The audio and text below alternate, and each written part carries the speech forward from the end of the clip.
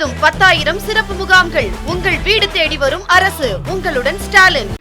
பணியானை பெற வருகின்ற நம்முடைய தலைவர் அவர்களால் எப்படி பணியானை பெறுகிறோம் என்று சொன்னால் 38 மாவட்டங்களிலும் யார் முதலாக வந்திருக்கிறார்களோ அவர்களையும் மேலே அழைத்து தலைவர் கையால் அவர்களுக்கு அந்த பணியானை முதல் மார்க் பெற்றிருக்கிறார்கள் அவர்களுக்கு வழங்க வந்திருக்கிற தலைவர் அவர்கள் மற்றும் இங்கு 2,500க்கும் மேற்பட்ட நண்பர்களுக்கு பணியானை வழங்க இருக்கிறார்கள். அவர்களுடைய பணியானை வழங்குவதை பெறுவதை காண வந்திருக்கிற இங்கு இருக்கின்ற அலுவலர்களுடைய பெற்றோர்கள் உற்றார் உறவினர்கள் எல்லாம் இங்கு வந்திருக்கிறார்கள். அவர்களுக்கு பார்க்கலாம். ஒரு நேர்மையான அரசு, தளபதியினுடைய அரசு நேரடியாக எப்படி டிஎன்பிஎஸ்சி மூலமாக தேர்ந்தெடுக்கப்படுகிறார்களோ அதில் இம்மி அளவும் குறையாமல் ஒரு கொஞ்சம் கூட எந்த தவறும் நடைபெறவிடக்கூடாது என்ற முறையிலே மாண்புமிகு முதல்வர் அவர்கள் உத்தரவிட்டு இந்த பணி ஆணை வழங்கப்படுகிறது. பணி ஆணை பெற வந்திருக்கிறீர்கள். ஆனால் 100க்கும் மேற்பட்ட வழக்குகள். இதை எப்படியாவது தடுத்து விட வேண்டும் என்று இது 3 மாதம் 4 மாத காலத்திற்கு முன்பாகவே இந்த பணி ஆணை வந்திருக்க வேண்டும். எனவே அந்த வழக்குகளை எல்லாம் நம்முடைய திராவிட மாடல் அரசு தளபதியினுடைய தலைமையிலே வென்றெடுத்து இன்றைக்கு உங்களுக்கு இந்த பணி ஆணை வழங்கப்படுகிறது. உங்களுக்கு தெரியும், அரசு துறை அலுவலர்கள் பல்வேறு துறையிலே பணியாற்றுகிறார்கள். ஆனால் அதை எல்லாத்தையும் காட்டிலும் இந்த துறைக்கு உள்ள சிறப்பு, இதுக்கு நீங்கள் தான் தலைவர். நீங்கள் நினைப்பது தான் அந்த பகுதியில் நடைபெறும். இந்த வளர்ச்சி மக்களுக்காக, இந்த அரசுக்காக நீங்கள் செய்ய வேண்டிய பணி என்பது ஒரு அதிகாரமிக்க பணியாக இந்த பணியை உங்களுக்கு வழங்க இருக்கிறார்கள். எனவே தான் வந்திருக்கிறவர்கள் இந்த அரசுக்கு, நம்முடைய முதல்வருக்கு நீங்கள் இன்னும் 20-30 ஆண்டு காலம் 30-35 ஆண்டு காலம் பணியாற்றப் போகிறீர்கள். இந்த பணியை உங்களுக்கு வழங்கியது, நீங்கள் படித்தது நீங்களாக இருக்கலாம், ஆனால் பணியை வழங்கியது நம்முடைய தளபதி என்பதை மறவாமல் இந்த அரசுக்கு ஆதரவாக இருக்க வேண்டும் என்று அன்போடு நான் கேட்டுக்கொள்கிறேன். இந்த துறையில் தலைவர் அவர்கள் கிட்டத்தட்ட மேயராக 2 முறை தேர்ந்தெடுக்கப்பட்டிருக்கிறார்கள். மேயராக தேர்ந்தெடுக்கப்பட்டிருந்தாலும் உள்ளாட்சித்துறை அமைச்சராக இருந்திருக்கிறார்கள். அவருக்கு அனைவரும் தெரியும். குடிநீர் வடிகால் வாரியம் என்பது இந்த துறையிலே ஒரு அங்கமாக இருக்கிறது. சென்னை குடிநீர் வழங்கல் துறை இந்த துறையிலே அங்கமாக இருக்கிறது. நகராட்சித்துறை இருக்கிறது, பேரூராட்சித்துறை இருக்கிறது.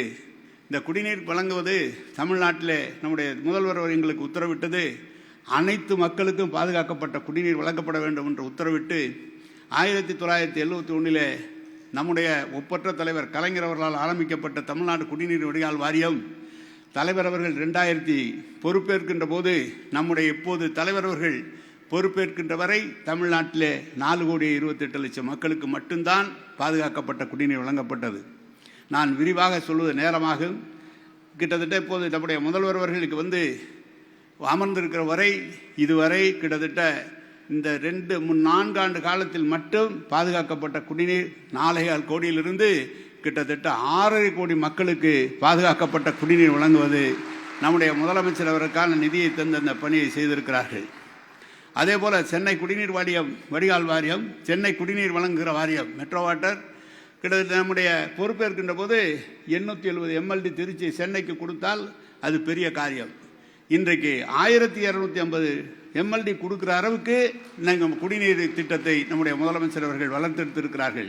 இன்னும் ஒரு வார காலத்தில் நம்முடைய முதலமைச்சர் அவர்கள் காலத்தில் உருவாக்கப்பட்ட செபரம்பாக்கம் கூட்டு குடிநீர் திட்டம் 250 MLD தான் இதுவரை தரப்பட்டு வந்தது.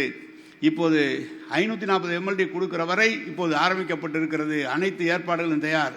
நம்முடைய முதலமைச்சர் தான் சென்னை மாநகரத்திலே 1,500 MLD தண்ணீர் கொடுக்கிற வரை நம்முடைய முதலமைச்சருடைய காலத்தில் நிறைவேற்றப்பட்டிருக்கிறது. அதையும் முதலமைச்சர் தான் ஆரம்பிக்க வைத்திருக்கிறார்கள். இதையெல்லாம் காட்டில் ஒன்று சொல்லலாம். வீராணத்தில் வருகிறது, செம்பரமாக்க வருகிறது, புழல் வருகிறது, பூண்டியிலே தண்ணீர் வருகிறது, தேர்வாய்க்கண்டியிலே தண்ணீர் வருகிறது. ஆனால் எந்த இடத்திலாவது ஒரு இடத்துல தாமதப்பட்டு விட்டால் குடிநீர் அந்த பகுதி மக்களுக்கு கிடைக்காது என்ற காரணத்தால் நம்முடைய முதலமைச்சர் சென்னையை சுற்றி எப்படி சுற்றுச்சாலை அமைக்கிறோமோ அப்படி ரிங் மெயின் ஒன்று போடுவதற்கு 2,500 கோடி ரூபாய் நம்முடைய தலைவர் அவர்கள் தந்திருக்கிறார்கள். எனவே சீரான குடிநீர் எல்லா மக்களுக்கு தருகிற வகையிலே அந்த திட்டங்கள் நிறைவேற்றப்பட்டிருக்கிறது.